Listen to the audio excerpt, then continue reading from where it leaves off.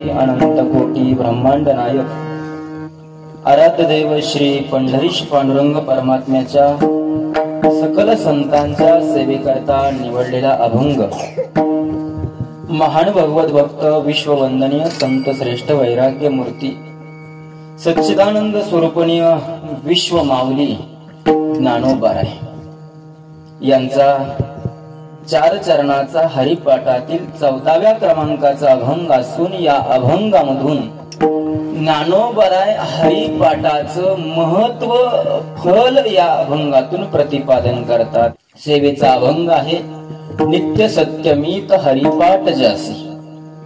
ज्ञानोबारायांनी जगाच्या कल्याणाकरता ज्या काही 27 अभंगाची रचना केली त्या रचनेला हरिपाठ असं म्हटलं जातं। ज्ञानोबाराय संपूर्ण जगताला सांगतात हरिमुखे मना मुखाने हरी मना अशा प्रकारे ज्ञानोबारायांनी उपदेश हा सर्वांना केला।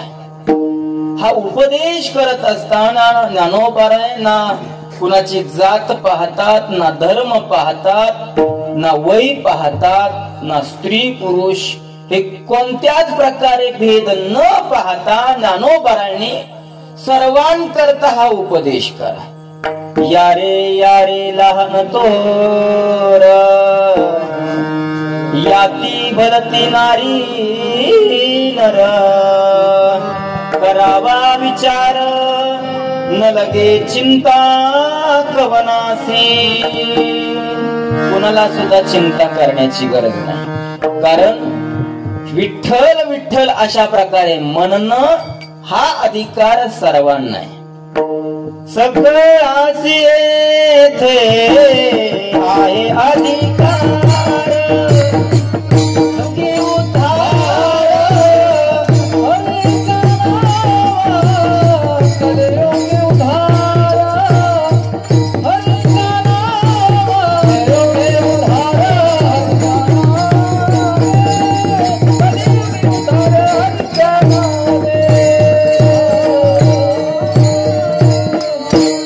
सकळासी येथे आहे अधिकार। येथे सकळासी अधिकार आहे। या ठिकाणी म्हणजे कुठं?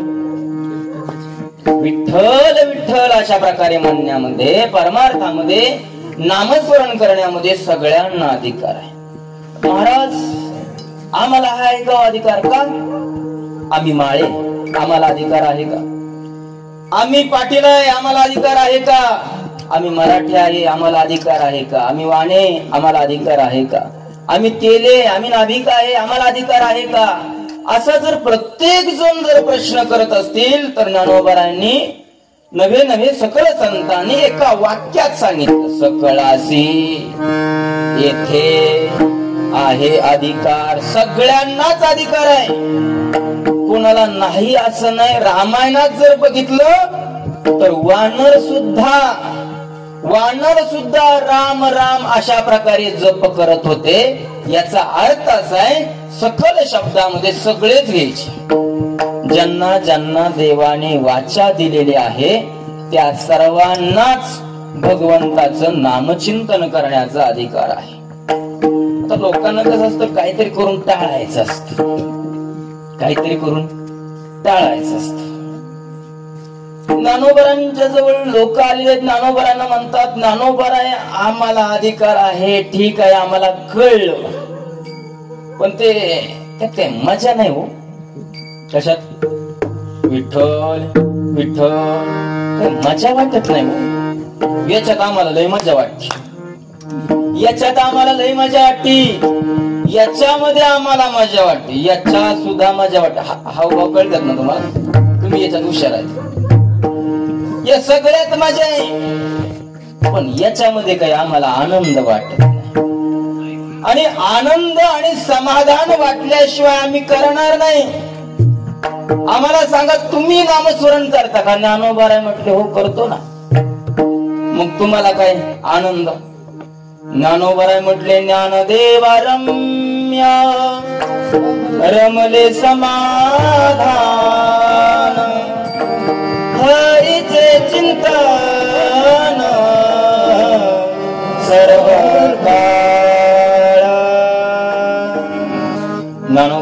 कुठले मला रम्य, माझ्या करता हे हरी हरी म्हणणं हे रम्य, आणि त्यामुळे रमले माझं मन, त्याच्यामध्ये रमलय.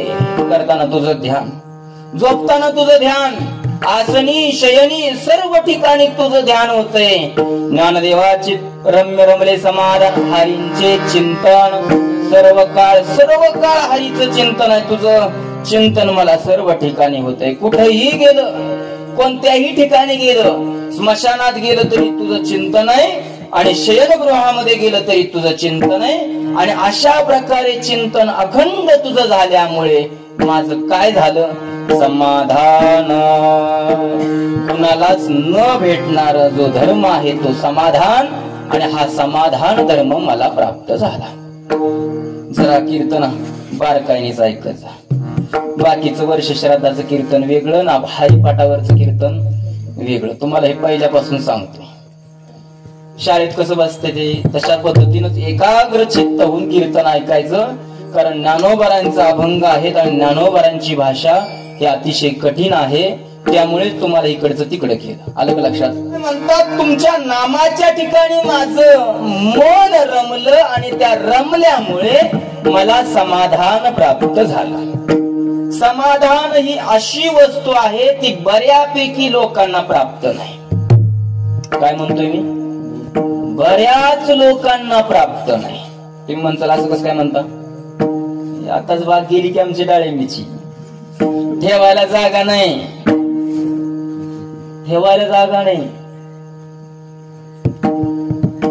बंगला फार मोठा आहे, लय मोठा, 4 मजली इमारतीचं बांधकाम आहे आमचं. रोजचा इन्कम आमचा लाखाचा आहे. दारामध्ये 4 चाक्या गाडी 8-8, 10-10 आहेत. आणि हे सत्य आहे, दिवसाला लाख रुपये कमवणारे व्यक्ती आजही आहेत, आजही आहेत. पण त्यांच्याकडे समाधान आहे की नाही हा जरा शंकेचाच प्रश्न आहे. सदा चित्ता समाधान, तेव्हा जीवाला समाधान प्राप्त होतं. केव्हा? सदा नाम घोष करू हरी कथा. ज्ञानोबा म्हणतात त्या परमात्म्याचं मी सर्व काळ नाम जप करतोय, त्यामुळे मला समाधान प्राप्त झालंय. ज्ञानोबा लोकांना सांगतात तुम्हाला समाधान प्राप्त व्हावं असं वाटत असेल तर अखंड नामचिंतन करा. नामस्मरण करणारे व्यक्ती हे जे प्राप्त आहेत त्यामध्ये समाधानी असतात. भले का खिशात रुपया नसेना, पण जगामध्ये सगळ्यात समाधानी व्यक्ती तो आहे जो नामचिंतन करतोय. जो नामचिंतन करतो त्याला हा अनुभव आहे. जो अखंड नामचिंतन करतो त्याला हा निश्चितपणे अनुभव येतो की त्याला काळजी करायची गरजच नसते. समाधान कधी प्राप्त होतं माणसाला? ज्या वेळेला मनासारखं होतं, किंवा जेव्हा सगळ्या गोष्टी उपलब्ध होतात तेव्हा समाधान प्राप्त होतं. भगवंताचं नाम घेतल्यामुळे ज्ञानोबा म्हणतात मला समाधान प्राप्त झालं. लोकांनी पुढे प्रश्न केला, महाराज आम्हाला समाधानाची नाही गरज, समाधान वगैरे असलं तसलं काही नको. कारण कितीही कमवलं, कितीही समाधान केलं, काही केलं तरी एकदा जावा लागतंय आणि त्याच्यातनं आम्हाला वाचायचंय. जो काळ आहे, जो यम आहे, त्या यमाच्या दंडातून आम्हाला पलीकडे जायचं. याच्या करता आम्हाला काय करावं लागेल? काय करावं लागेल? ज्ञानोबारांनी सांगितलं हरिपाठच करावा लागेल, नामस्मरण करावं लागेल. पण लक्षात घ्या, तुम्हाला जर काळाच्या तावडीतून पलीकडे जायचं असेल तर ते नामस्मरण कसं करायचं तो विधी ज्ञानोबा प्रथम चरणात सांगतात.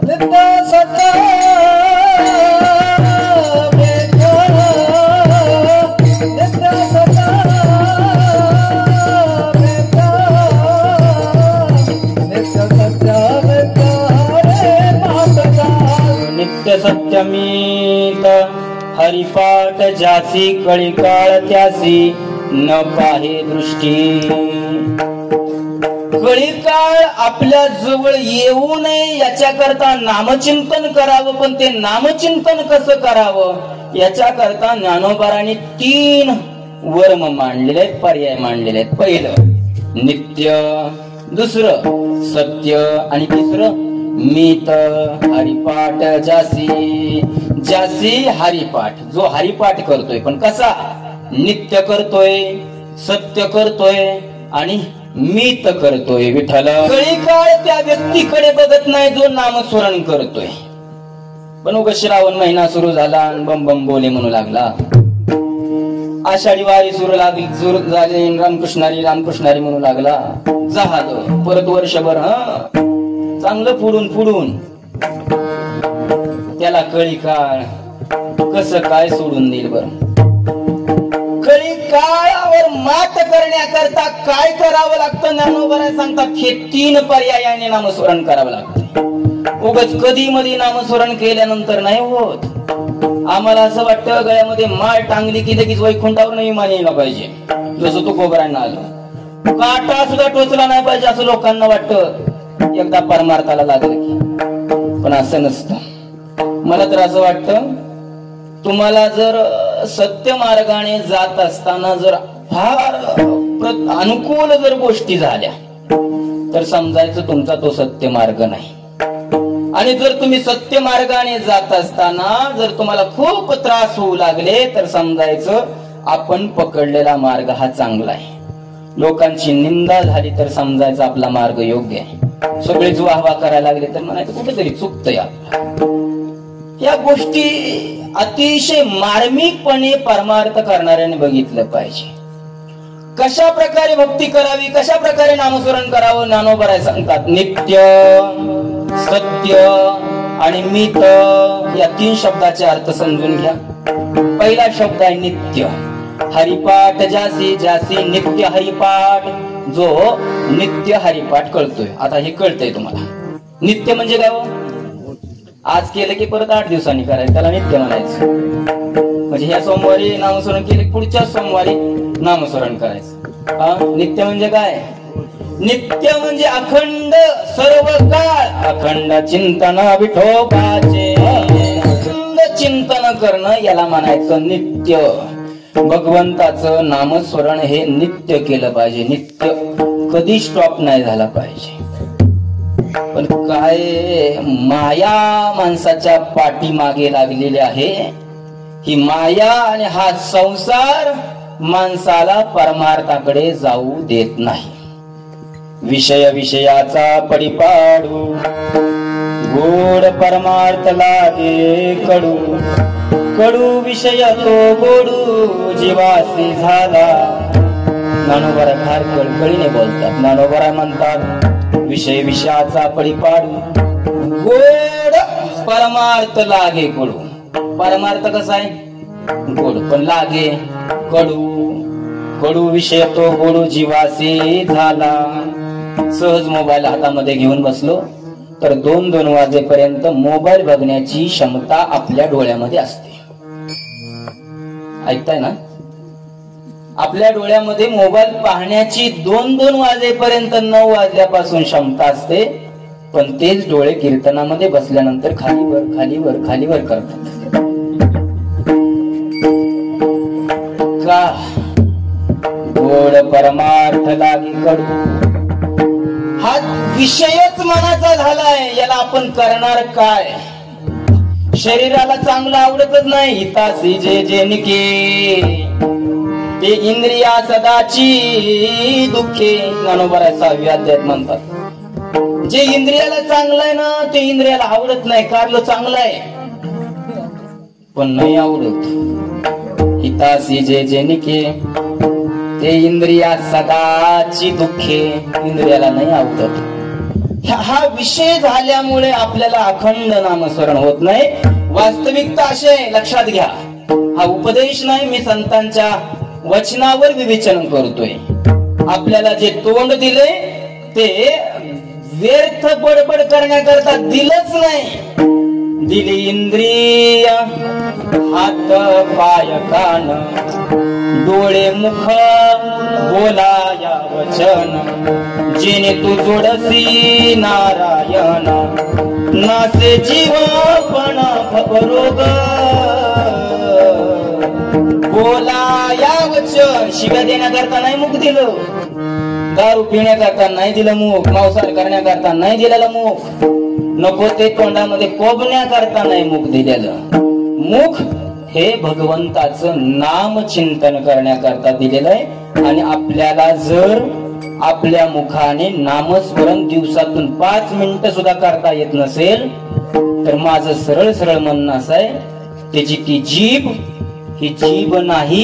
एकनाथ महाराज म्हणतात, जीवा नवे काळ सर्प आहे. अशा जिभेला ठेवण्यात काय अर्थ नाही. कापून टाकावं, कापून. जरा हा जड शब्द वाटतोय पण उपयोगच नाही त्या जिभेचा.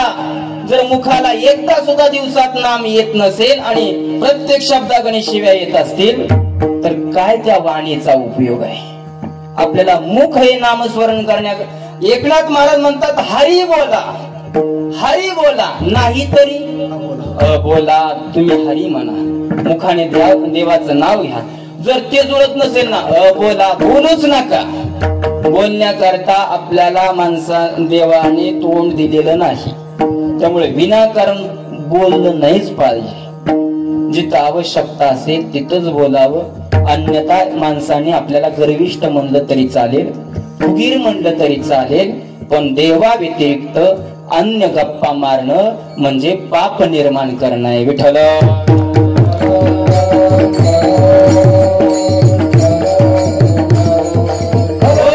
देवाशिवाय जे आपण काही बोलू ते सगळं पाप निर्माण करतं. तुम्ही म्हणता मग शेतीविषयक बोलावंच लागतं. याचं कसं करायचं तर याचं तत्व मी मागे सांगितलं. कुठे? यांच्या घरी पर्वताप्रमाणे पातक करणे त्या अभंगावर बोलत असताना विवेचन केलं होतं. प्रत्येक गोष्ट जे जे क्रिया आपण करू ती भगवंता करता व्हायचं. मग ते केलेली सर्वच क्रिया ही भगवत रूप होऊन जाते. सांगण्याचं तात्पर्य नित्य. विठ्ठल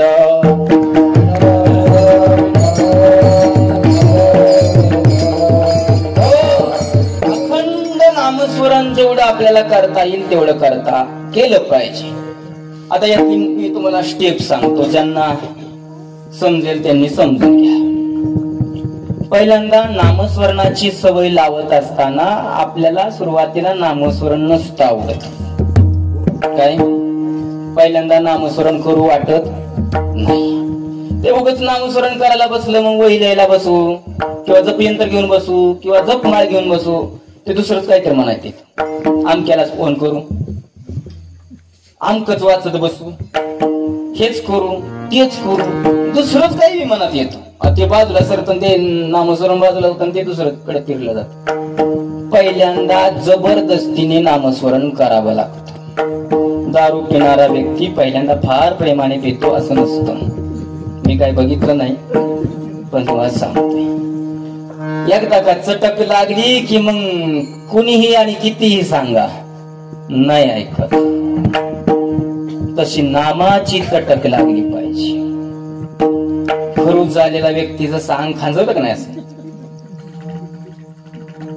एकदा अंग खांजवलं की त्याला जसं सारखं खांजवू वाटतं का नाही, खांजवत तेवढं त्याला आनंद वाटतो. तसं खांजवल्यानंतर ते आजार वाढतोय पण त्याला खांजवल्यानंतरच आनंद वाटतो आणि जास्तच खांजवू वाटतं. तसं नामस्मरण एवढं घ्यायचं नामस्मरणाची खरूच झाली पाहिजे. म्हणजे एकदा घेतलं की नेघे माझी वाचा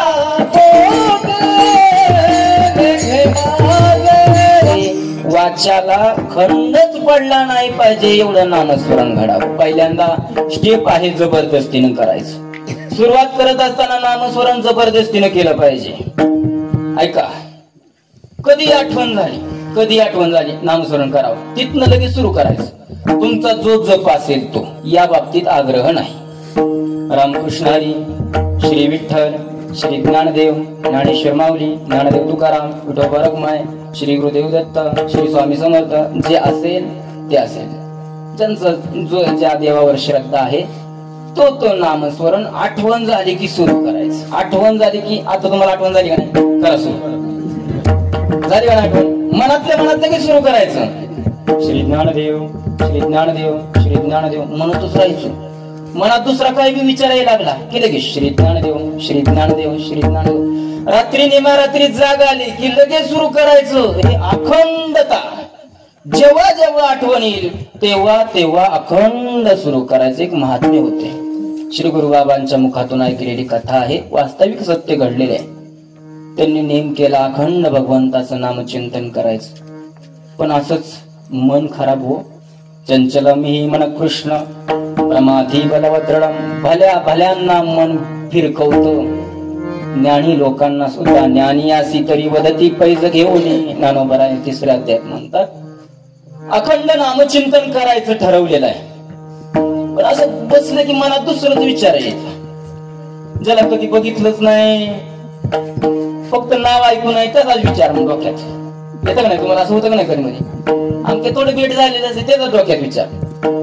असं 2-3 वेळा झालं, 2-4 वेळा झालं, त्यांना काही कळणच गेलं. आपण आता नामस्मरण करायला लागतो ना, अचानकच बंद पडते. राग आला आणि रागाने त्यांनी आपल्या कमरेला दावं, पायाला दावं बांधलं, दोन्ही पायाला. आणि ते दावं एका रेड्याच्या गळ्यामध्ये टांगलं. रेड्याच्या रेडा कळतो का? 4 पायाचा रेड्याच्या गळ्यामध्ये टांगलं आणि एक हासूड घेतला आणि स्वतःच्या अंगावर मारू लागले. ते रेडा चरत होता, त्याला मोकळं सोडलं होतं. त्या रेड्याने बघितलं कुणीतरी माग गृहस्थ आहे, ते हासूड त्याच्या हातात आहे. त्याला काय माहिती कोणाला मारते ते? स्वामी स्वतःच्याच अंगावर मारून घेत होते. का माहितीये? नामस्मरणात खंड झाला. नामस्मरणामध्ये चिंतन चालू असताना संसारातल्या गोष्टी का आठवल्या तुला, म्हणून स्वतःला मारू लागले. त्या रेड्याला वाटलं आपल्याला मारतेत काय, म्हणून तो रेडा दिवसभर धावत होता.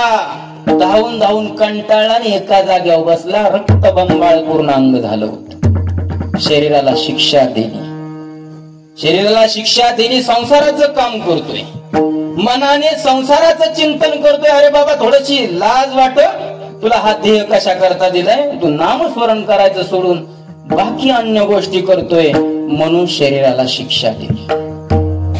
तुकोबारांनी तर सांगितलं होतं जिभेला, जिभे लक्षात घे, घेई घेई माझे वाचे, गोड नाम विठोबाचे. जर विठ्ठलाचं नाम सोडून इतरांची निंदा, इतरांच्या टवाळक्या असलं जर करत बसली, कापून टाकीन, कापून आडवीच. सावधान सावधान केलं होतं जिभेला. त्यामुळे तुकोबारांची वाचा अखंड नामस्मरण करत होती. थोडंफार आपल्या जिभेला सांगा, नका कापून टाकू, पण सांगा. ऐकलं तर ऐकलं, जिभेला म्हणावं चटक चुटक आता खायचं बंद कर, थोडस नामचिंतन कर, नामस्मरण कर. मला वाटतंय हा सांगण्याचा अधिकार मला निश्चित नसेल, परंतु मी संतांच्या वाङ्मयाचा विचार तुमच्या समोर मांडतोय. तुम्ही हे योग्य मानून आपल्या जीवनामध्ये अवगत करण्याचा प्रयत्न करा. अखंड जेवढं नामस्मरण करता येईल तेवढं नामस्मरण केलं पाहिजे. विठ्ठल नित्य नामस्मरण अर्थात सातत्य नामस्मरण आपण ते पाहिजे. सातत्य नसेल तर कामाचं नाही. कधी मध्ये घ्यायचं नाही चालत. उगाच एकादशीच्या दिवशी बसला, भरपूर नामस्मरण केलं, परत 15 दिवस काहीच केलं नाही, असं नाही. सातत्य पाहिजे. हळूनी का होईना पण सातत्य पाहिजे. आपण नेहमी ऐकतो म्हणा, किंवा लहान लेकरांना सांगतो म्हणा, किंवा लहानपणी सुद्धा आपण ऐकलंय म्हणा. एक होता कासव, एक होता ससा. कासवाची सशाची काय लागली? वीर शर्यत लागली. त्याच्यात कोण जिंकलं रे? ससा ना? कासव जिंकलं. कासव कसं जिंकलं? ससा पळत होता की जास्त? ससा पळत होता नाही जास्त, मग कासव कस काय जिंकलं? झोपलेला वय. कोण जिंकलं? वीर कोण जिंकलं रे? का जिंकलं? ससा का म्हणून नाही जिंकला? हा, हात बसलेला. हात बसलेला वय. बर, खात बसलेला. तसंच आहे आपलं. आपण बी खातच बसतोय, आषाढ सोडत नाही. श्रावण महिन्यामध्ये सुद्धा ते दुकान चालू आहे, हे विशेष आहे. घेणार कोण आहे? कोण आहे घेणार? चौकात कुठल्याही गावात जा, ते दुकान श्रावण महिन्यात सुद्धा बंद राहत नाहीत. किम कारणम, काय कारण? पाप करण्याची बुद्धी आमची अजून नष्ट होत नाही. ही दुर्दैवाची गोष्ट आहे. कासव जिंकतोय, ससा अतिशय धावणार आहे, पण तरी ससा हारतोय. कारण ससा थोडा वेळ फार वेगात पळतोय, निवांत राहतो. परत खातो पितो झोपतो, परत पळतो, निवांत राहतो. कासव हळूनीच चालतोय, पण निवांत नाही राहत. सारखं सारखं सारखं सारखं त्याचं सातत्य, नामस्मरणामध्ये सातत्य ठेवा. आज तुम्ही 5000 नामस्मरण करताना उद्या सुद्धा 5000च करा. कमी नका करू. जास्त झालं तरी चालेल, पण कमी नका करू.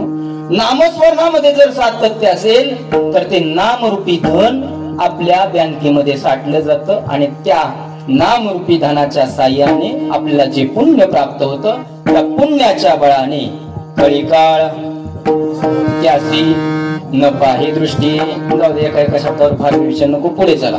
नित्य, नित्य नंतर कोणता शब्द आहे? सत्य. नामस्मरण नित्य घ्यायचं. अजून कसं घ्यायचं? सत्य घ्यायचं. तुम्ही म्हणता सत्य घ्यायचं म्हणजे काय? सत्य शब्दाचा अर्थ काय?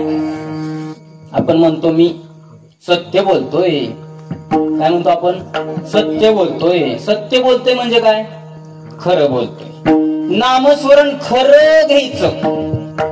नामस्मरण खरं घ्यायचं. खरं घ्यायचं म्हणजे, खरं घ्यायचं म्हणजे नक्की कसं घ्यायचं? विठ्ठल,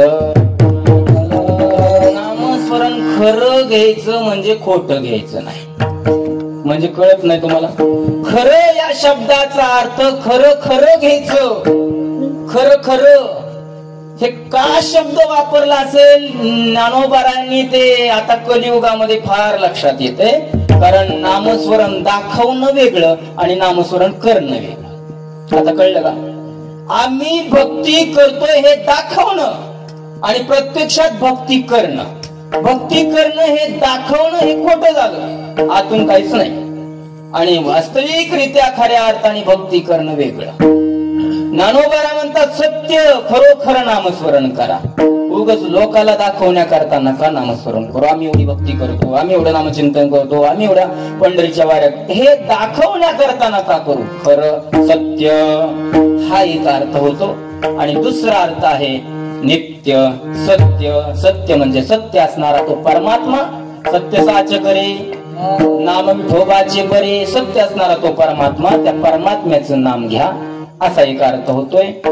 तिसरा शब्द आहे नित्य सत्य मीत. मीत शब्दाचा अर्थ शुद्ध अंतकरणाने नामस्मरण करायचं.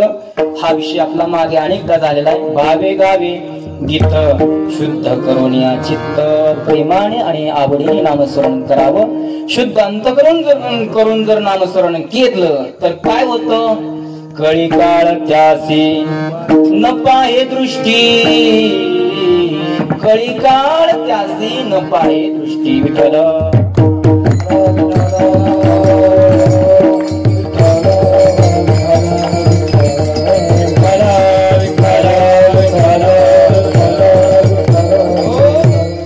कळीकाळ त्याला पाहत नाही. न पाहे दृष्टी. कळीकाळ त्याच्याकडे बघत सुद्धा नाही. काळ या शब्दाचा अर्थ यमदेव, ज्याला आपण सगळे घाबरतो. मागे कोरोनाला, आपण कोरोनाला घाबरत होतो का मरणाला? हो, कोरोनाला घाबरत होतो का मरणाला? जर आपल्याला असं माहित असतं की कोरोना झाल्यानंतर लोक मरत नाहीत तर कशाला घाबरलो असतो? घाबरतो का? आता सर्दीला कोण घाबरतं का? डोकं दुखतंय कोण घाबरतं का? गुडघा दुखतोय कोण घाबरतं का? आपण त्याला घाबरतो जिथं आपल्याला मरण दिसतंय. सर्पाला घाबरतो. का घाबरतो? सर्पाला नाही घाबरत, मरणाला घाबरतो. वाघ दिसल्यानंतर आपण घाबरतो. वाघाला घाबरतो का? मरणाला घाबरतो. मरणाला घाबरतो. उंच टेकडीवर गेल्यानंतर खाली पाहिल्यानंतर घाबरतो. ते दरीला घाबरतो का? मरणाला घाबरतो. मरणाला घाबरतो. प्रत्येक व्यक्ती आज घाबरतोय, तो मरणाला घाबरतो. भले का किती आजारी पडला लागला किंवा घरातला जर फार ताप झाला तर सहज माणूस म्हणतो याच्यापेक्षा मरण आलेलं बरं. देवा बघ माझ्याकडं म्हणतात ना, नको वाटतंय जगणं, मेलेलं बरं याच्यापेक्षा. हे म्हणण्याची भाषा वेगळे आणि वास्तविकता वेगळे. कुणालाच स्मरण नको वाटत.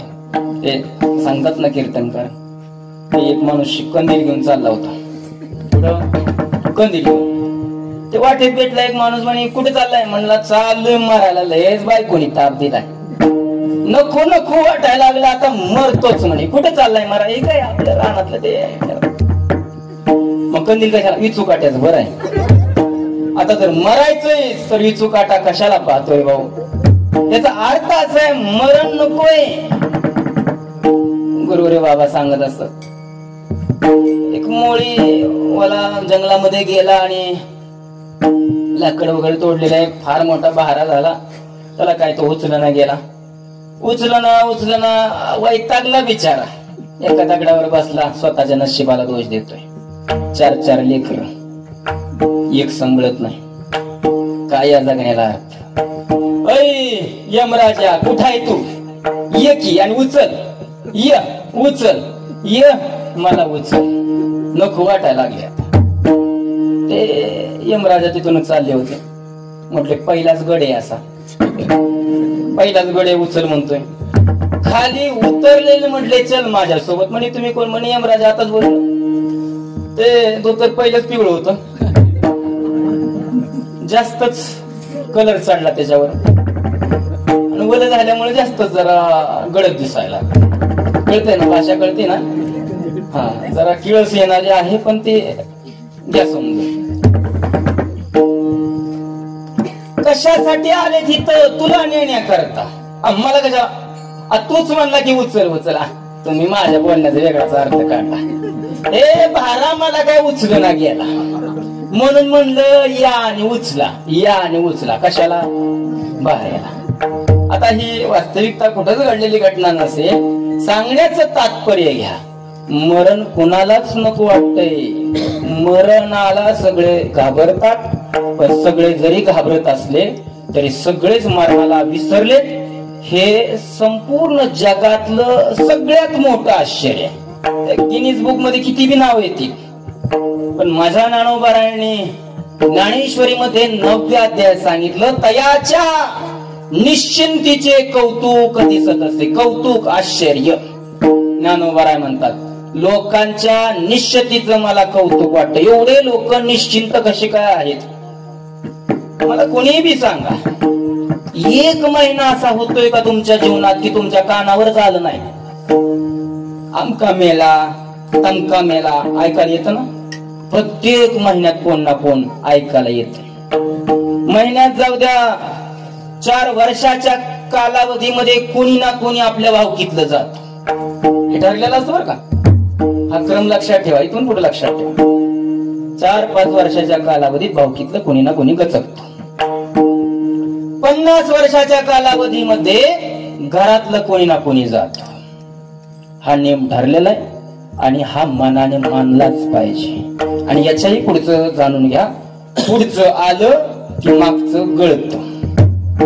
नाही कळलं? पुढचं आलं की मागची गळती होते. त्यामुळे पुढचं आणायची लय घाई नका करू. तुम्हाला समजलंच काय माझी भाषा? लग्न झालं, लेकरू झालं की मागचे जे काही आजोबा पणजोबा असतील त्यांची गळती होते. मुलगा मोठा झाला, मुलाचं लग्न झालं की परत मागची गळती होते. हे जसं जसं पुढे जाईल तसं तसं मागणं सुटत राहतं आणि पुढे वाढत राहतं. जातस्यहि ध्रुव मृत्यू ध्रुवम जन्म मृतस्य च उपजेते नाशे. हा धर्म आपल्याला मानावाच लागेल. रोज झोपताना आणि सकाळी उठल्यानंतर आपल्या हृदयाला, आपल्या मनाला एवढं निश्चित सांगायचं, तूही एक दिवस मरणार आहे. हे जर आपण रोज मानलं ना, तर मला नाही वाटत आपण पाप करेल म्हणून. पाप न करावा असं जर वाटत असेल तर एकनाथ महाराज सांगतात, नित्य मरण जाणे समीप. चिरंजीव पदामध्ये एकनाथ महाराज सांगतात, रोज मरण बघायचं, रोज मरण बघायचं, रोज. आता हे जरा तुम्हाला कसं तरीच वाटेल बरं का. तुम्ही म्हणजल महाराज काय बी बोलतात उगाच. रोज असं कल्पना करायची, आपण बसलोय, आपल्याला टिकून बसवलंय, कडेने आपले बायका पोरं जे कोणी असेल ते सगळे समोर घ्यायचे. नाकात कापूस लावलाय श्वास घेईल म्हणून, तोंडाला रुमाल लावलाय बोलल म्हणून, असं काही नाही. समोर आणा, फक्त स्वतःला बघायचं, दुसऱ्याला नाही. सगळे हंबरडा फोडतात आपल्या नावाने, आपले बायको, आपले लेकर, आपले आई वडील, आणि त्यावेळेला जाणून घ्यायचं कोण आहे जवळ. मित्रमंडळी टोळक्या टोळक्याने बसलेले, चांगला होता चांगला होता, आयुष्यभर नाही मदत केली, आता चांगला, मेल्यावर सगळे चांगले वाटतात. जीवनपणी कोण नाही चांगलं म्हणत, मेल्यावर सगळे चांगले म्हणतात. गंधेला झाले आले तिथं हसी मजा नाही, काय लोकांना दुःख बिख काही सुद्धा नाही वाटत. एकदा का धन दिली की जे ते आपल्या मार्गाने आंघोळ केली, चहाची फुरकी घेतली, झाल जैसे थे. कधीतरी हा विचार सर्वांनी केला पाहिजे, एक दिवस आपल्याला सुद्धा ताटीवर जायचं, आणि ज्या दिवशी आपण आपल्याला स्वतःला त्या स्थितीमध्ये पाहाल, मला वाटतंय त्या दिवसापासून आपल्या मध्ये जो बदल होईल तो खरा पारमार्थिक बदल असेल. तोपर्यंत आपण परमार्थ केवळ जगाला दाखवण्याकरता करू. कारण ज्या जगाकरता आपण सगळं केलं, ज्या जगाला आकर्षित करण्याकरता, इम्प्रेशन थोडक्यात पाडण्याकरता केलं, ते जग, त्या जगातली व्यक्ती, बायको, मुलं, आई वडील, मित्रमंडळी, सोयरी, कोणीच आपल्याला त्या काळात मदत करत नाही. कोणीच नाही, कोणीही नाही, हे आपल्याला त्या दिवशी लक्षात येईल. मग त्या दिवशी लक्षात येऊन काहीच उपयोग नसतो. हा शब्द तुम्हाला त्यावेळेला आठवलं बघा, चला त्याला नाही का कळलं. मनुष्याचा देह सुटल्यानंतर 13 दिवस व्यक्ती त्याच घरामध्ये असतो. जो कोणी व्यक्ती आपल्यातून निघून जाईल तो देह सुटल्यानंतर 13 दिवस त्या ठिकाणी असतो, वर नाही जात लगेच. 13वा झाला की मग जाण्याची परवानगी असते. 13 दिवस सगळीकडे बघतो, कोण रडतय, कोण वरनं रडतय, कोण आतनं रडतय, सगळ्या गोष्टी पाहतो. आपण सुद्धा पाहेन एका दिवशी. त्यावेळेला आपल्याला निश्चित कळेल हे रडणं यांचं खोट आहे. ज्यांच्या करता आयुष्यभर मर मर मर पडलो त्यातलं कोणीच आपलं नाही, ही वास्तविकता ज्या वेळेला कळेल त्यावेळेला आपलं रडू बघायला देव सुद्धा हजर नसणार आहे. 13व्या दिवशी यमदूत फटके मारत मारत नरकात नेईल, तेव्हा आपल्याला कळेल विठ्ठल. त्यामुळे सावध होणं महत्वाचं आहे. झालं आतापर्यंत केली पाप केले पाप, आता इथनं पुढचं तरी आयुष्य प्रत्येक क्षण ना क्षण भगवंताच्या चिंतनामध्ये कशा प्रकारे जाईल असा प्रयत्न सर्वांनी केला पाहिजे. अशा प्रकारे एक विनंती मी तुमच्या समोर मांडतोय. कलिकाळ त्यासी न पाहे दृष्टी. जर भगवंताचं नामचिंतन केलं तर कलिकाळ त्याच्याकडे बघत नाही. यम धर्म सांगे दूता तुम्हा नाही तेथे सत्ता, जेथे होय कथा सदा घोष नामाचा. ज्या ठिकाणी नामचिंतन चालू आहे त्या ठिकाणी यमधर्म येत नाही. तुम्ही म्हणसाल मग याचा अर्थ भक्ती करणारे मरणार नाहीत का? मरणार, निश्चित मरणार. पण कलिकाळ त्यासी न पाही दृष्टी. त्यांना नेण्याकरता यमदूत नाही येत, विष्णूचे दूत येतात. विष्णूचे दूत, आणि विष्णूचे दूत कुठं येतात? वैकुंठ भुवनी घर केले, वैकुंठामध्ये घेऊन जातात. खरंच वाटत असेल आपण या काळाच्या तावडीतून सुटावं तर नामचिंतन करावं. नामस्मरण केल्यानंतर आपल्याला जे तप प्राप्त होतं ते सर्व काही तप प्राप्त होतं आणि पाप नष्ट होतं. अभंगाचं द्वितीय केला. रामकृष्ण उच्चार अनंत राशी तप. पापाचे नाही, पापाचे कळप वळती पुढे. ज्ञानोबा म्हणतात नामस्मरण घेतल्यानंतर फायदा काय होतो? पहिला फायदा सांगितला, कलिकाळ त्यासी न पाहे दृष्टी. कलिकाळ तुमच्या जवळच येत नाही, तुम्हाला बघतच नाही. जवळ येण्याचं दूरच. दृष्टी न पाहे, लांब सुद्धा बघत नाही. कलिकाळ लांब बघत नाही. मग काय? रामकृष्ण उच्चार केल्यानंतर अनंत राशी तप. का बघत नाही? त्याचं कारण तुमच्या ठिकाणी अनंत राशी तप नामस्मरण केल्यानंतर जे तप प्राप्त होतं ते अनंत राशी. अनंत राशी, रास शब्द शेतकऱ्यांना माहिती आहे, जे धान्य असतं ज्याचे अजून मोजमापन केलं नाही त्याला रास म्हटलं जातं. तर ती जी रास आहे म्हणजे जे मोजता येत नाही एवढं तप प्राप्त नामस्मरणाने होतं. नामस्मरण जर एखादा व्यक्ती करत असेल तर त्याला बाकीच्या कोणत्याच गोष्टी करण्याची गरज नाही. या जगामध्ये श्रेष्ठ कोण असेल तर सरळ सरळ बोट करायचं, जो नामस्मरण करतो तो व्यक्ती या जगामध्ये श्रेष्ठ आहे. कारण अनंतराशी तप, त्याच्या एवढं तप आणि त्याच्या एवढं धन कुणाकडेच नसतं, कुणाकडेच नसतं. अलीकडे फार परमार्थ अधोगतीला आलाय आणि आश्चर्याची गोष्ट अशी आहे की परमार्थ करणारी माणसं परमार्थाला अधोगतीला आणतात, हे विशेष आहे. सप्ताह कालामध्ये ग्रंथ पूजन करण्याकरता, सप्ताह कालामध्ये मृदंग पूजन करण्याकरता, सप्ताह कालामध्ये हार्मोनियम, तुळशी, टाळ, विना, ध्वज यांचं पूजन करण्याकरता कोणाला बोलवलं जातो काका? कोणाला बोलवतात? फार नामस्मरण करणारे बोलवतात. जो सोमवार बघत नाही, एकादशी बघत नाही, त्याला तुळशीची पूजा करायला होते का? विशिष्ट सत्ता आहे त्याच्याकडे, पदवी आहे, ते त्याच्या श्रेष्ठ असेल, हितशून्य आहे. अशा लबाड आणि वाईट माणसांना बोलून परमार्थाचं वाटोळं चाललंय. हा माझं सरळ सरळ विधान आहे. कुणालाही वाचक मी जरी बोलत नसलो तरी वास्तविकता ही आहे, अशांना बोलवा की ज्यांचा हात पवित्र आहे. हाताने चांगलं काम केलेलं आहे, हाताने नसतं हो, अशाच्या हातने जर तुम्ही ग्रंथपूजन, गाथा पूजन, ज्ञानेश्वरी पूजन जर करत असाल तर तुमचा सप्ताह नाही टिकणार. हे अगदी काळ्या दगडावरची रेषा. टिकला तर गावामध्ये भांडणच आणणार. विठ्ठल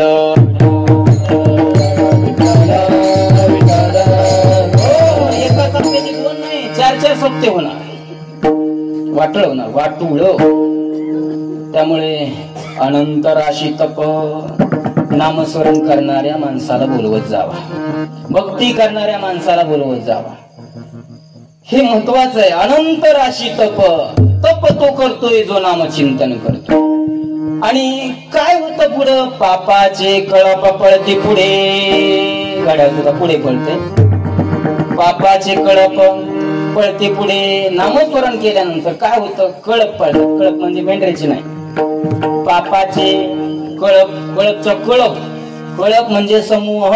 आपण म्हणतो ना मेंढ्यांचा कळप, हे कळप. कळप म्हणजे समूह. तर पापाचे समूहाचे समूह कुठं होतात? कुठे जातात? पळती. चालतात नाही, पळती. कुठे पळतात? पुढे. पुढे निघून जातात. जर नामचिंतन केलं, घेता नाम विठोबाचे पर्वत जळती. पापाचे पर्वत जळतात.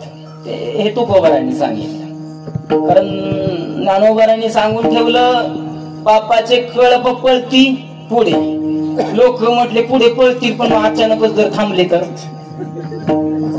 अचानकच थांबले तर परत आम्हाला काढतील. मग अशी लोकांना शंका आली. म्हणून तुकोबारांनी सांगितलं, अरे पळती पुढे म्हणजेच काय? जळतील पापे, जन्मांतरीची सगळी पापे नष्ट होतील. एक थोडक्यात दृष्टांत सांगतो आणि सेवा संपवतो.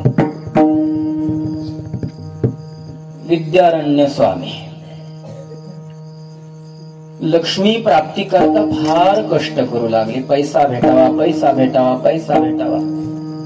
मनुष्य पैसा करता काय नाही करत. सध्या जगात असा आहे, पैशाशिवाय काहीच होत नाही. संन्यासी जरी असला तरी त्याला खायला प्यायला लागतंय, कपडे लागतात, तर त्याच्या करता सुद्धा पैसा लागतोय. कोण कोणाला फुकट देणार आहे? पैशाशिवाय काही चालत नाही. तर पैसा कमवण्याकरता सगळ्या मार्गाने पैसा कमवण्याचा प्रयत्न केला. चांगला मार्ग करून पाहिला, वाईट मार्ग करून पाहिला, सगळ्या मार्गाने पैसा कमवण्यासाठी धावले, पण पैसा काही प्राप्त झाला नाही. लक्ष्मी प्राप्त झाली नाही. शेवटी कंटाळून ठरवलं, जाऊ दे आता त्या लक्ष्मीकडे बघायचंच नाही, पैशाकडे बघायचं नाही. संसाराच्या नावे घालून या शून्य वाढता हा धर्म, पुण्य केला, धर्म केला, सगळं त्याग केला आणि केवळ केवळ केवळ भगवंताचं चिंतन करू लागले, नामचिंतन करू लागलेलं अखंड नामस्मरण चालू आहे. अखंड नामस्मरण चालू आहे आणि अखंड नामस्मरण चालू असतानाच लक्ष्मी माता समोर प्रगट झालेले आहेत. लक्ष्मी माता प्रगट झाल्यानंतर त्यावेळेला विद्यारण्य स्वामी म्हणतात, आता मला तुझी गरज नाही. ज्या वेळेला तू प्राप्त व्हावी याच्याकरता मी वन धावत होतो, त्यावेळेला नाही तू आली. आता मी संसाराला राख रांगोळी केली, मला नकोय तू. एवढ्या दिवस का नाही आली, कशा करता नाही आली? त्यावेळेला लक्ष्मी मातेने सांगितलं, पुढे बघ, पुढे बघ. काय पुढे असं कळू सांगितल्यानंतर लक्ष्मी मातेने दिव्य शक्ती दिली आणि दिव्य शक्तीच्या द्वारा विद्यारण्य स्वामींना आपण केलेलं पूर्वजन्मामध्ये पूर्वी केलेलं जे पाप होतं ते पाप सगळं जळत असताना दिसलं. जेवढं जेवढं काही पाप केलेलं आहे ते पाप सगळं जळतंय अशा प्रकारे त्यांना दिसू लागलं. आणि लक्ष्मी माता सांगतात, तू पूर्वी केवळ मला प्राप्त करण्याकरता धावत होता, पण ज्या वेळेला माझा त्याग करून तो हरीचा स्वीकार केला त्यावेळेला पाप नष्ट झालं. आणि पाप नष्ट झाल्यानंतर हरी त्या ठिकाणी आला आणि ज्या ठिकाणी हरी असतो त्या ठिकाणी लक्ष्मी ही येतेच. कारण पाय लक्ष्मीच्या हाती, लक्ष्मी तिथं आहे जिथं हरीचं पाय आहे.